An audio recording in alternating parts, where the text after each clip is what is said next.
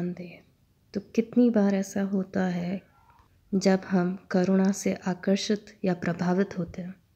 यहाँ तक कि जब हम करुणा की बात करते हैं तो हम अक्सर वो लोग जो करुणामय होते हैं उनके प्रति सद्भावना अनुभव करते हैं या प्रेम भी उत्पन्न होता है।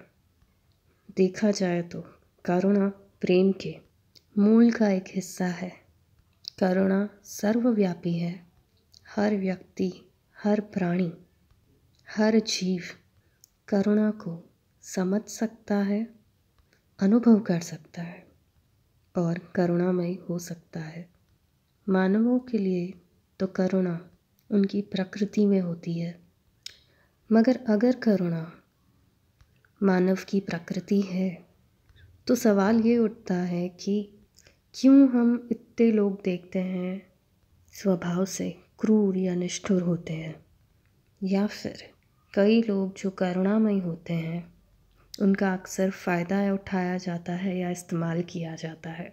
इन स्थितियों में जो लोग किसी की निष्ठुरता या क्रूरता का सामना करते हैं उन्हें दुख, तकलीफ़, प्रताड़नाओं से गुज़रना पड़ता है, या फिर लोग जो कृपालु, दयालु हैं, जिनका निरंतर फ़ायदा उठाया जा रहा है, वे आहत होते हैं।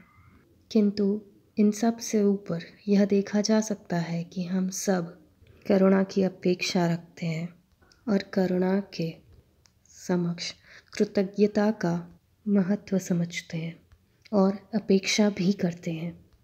करुणा के बदले हृदय में कृतज्ञता का होना ही पर्याप्त होता है। करुणा हमारे जीवन में छोटे छोटे वाक्यों में देखी जा सकती है, जैसे कि किसी को बहुत सारा सामान उठाने में मदद करना, सड़क किनारे पेड़ को पानी देना, जब कोई बुजुर्ग रास्ता पार कर रहा हो और सिग्नल हो जाए तो भी उनके पार होने तक प्रतीक्षा करना, सार्वजनिक वाहन में अपनी जगह किसी और को देना।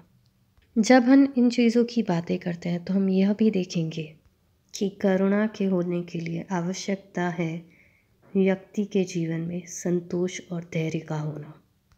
जब व्यक्ति परेशान होता है, किसी फिक्र में होता है, असुरक्षित महसूस करता है, तब उस व्यक्ति के लिए करुणामय होना कठिन हो जाता है। वहीं जब व्यक्ति तकलीफ़ में होता है, उसे मानवता पर विश्वास नहीं रहता है, तब उस व्यक्ति के लिए करुणा स्वीकार करना भी असहज हो जाता है। यही नहीं, लेकिन अगर हमारा स्वास्थ्य ठीक नहीं है, पेट में दर्द है, सर में दर्द है, बुखार आ रहा है या शरीर में कोई और तकलीफ़ हो, तब भी तो करुणा से निर्वहन करना कठिन हो जाता है। साथ ही जहाँ तक देखा जाए तो यह भी पाया गया है कि जब करुणा जीवों के मध्य नहीं होती है तब हम मानवता पर सवाल उठाते हैं, आपसी भरोसा टूटने लगता है, असुरक्षा की भावना बढ़ने लगती है। अर्थ यह है कि करुणा जीवन की मूलभूत ज़रूरत है।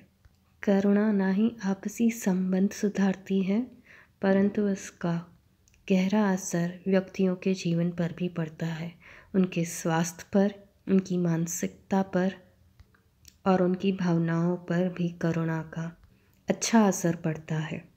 करुणा भौतिक, आध्यात्मिक, भावनात्मक किसी भी तरह की हो सकती है। यह हर व्यक्ति के लिए अलग हो सकता है। करुणा जहाँ मानव प्रकृति है, वहीं करुणा को खुद में विकसित भी किया जा सकता है। आपका करुणा से कैसा अनुभव रहा है? ना ही जब आपने किसी से करुणा प्राप्त की हो, जब आपने करुणा दिखाई हो। और आपकी समझ में करुणा क्या है और उसका महत्व क्या है, हमें ज़रूर बताएं। बिहेवियर की तरफ से आप सबका समय सुखद और शांतिपूर्ण रहे। धन्यवाद।